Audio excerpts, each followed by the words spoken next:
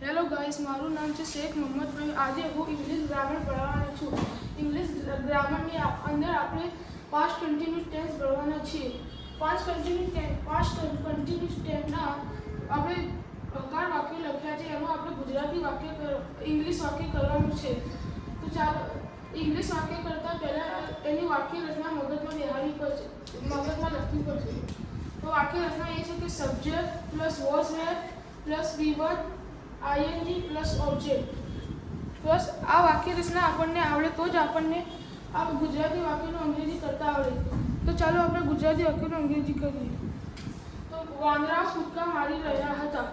તો આજે વાંદરાઓ કૂદકા મારી હતા એટલે આપણે એક વાંદરાની વાત થઈ નથી, આટલી ઘણા બધા વાંદરાની વાત થઈ. તેથી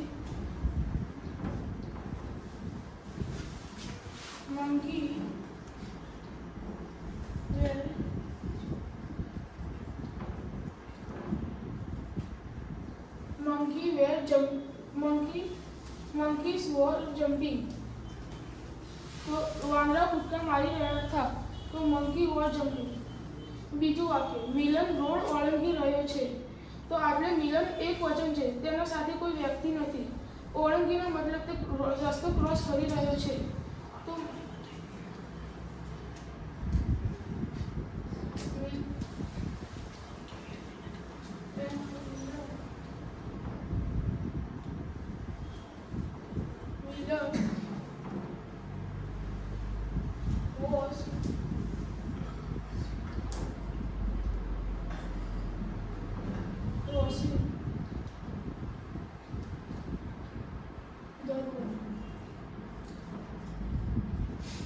તો મિલન રોડ ઓળંગી રહ્યો છે. તો મિલન was crossing the road.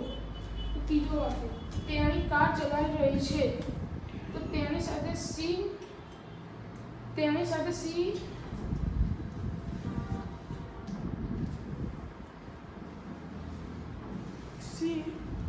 was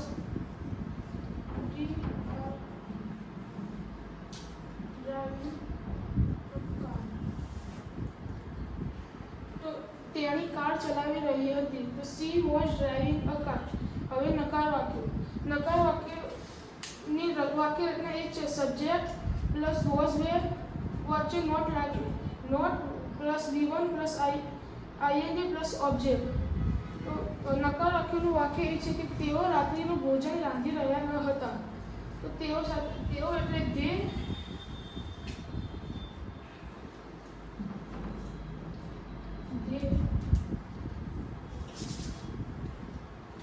they were not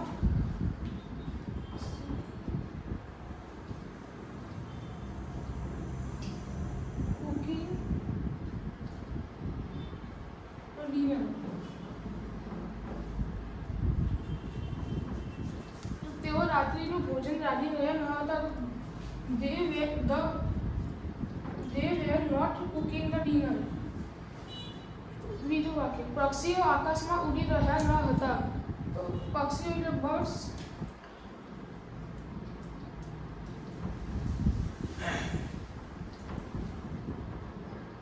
Birds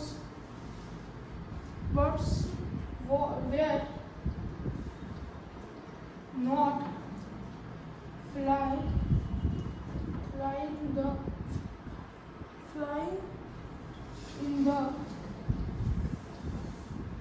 flying in the sky. તો પક્ષીઓ આકાશમાં ઉડી રહ્યા ન હતા. તો birds were not flying in the sky. ત્રીજો વાક્ય, હું ટીવી જોઈ રહ્યો ન હતો. તો I was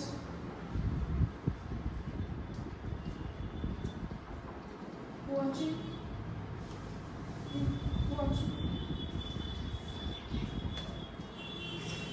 I was not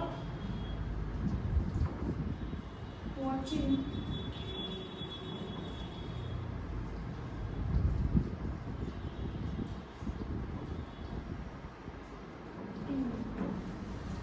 આ વિડીયો આટલે પૂરી થાય છે. મારો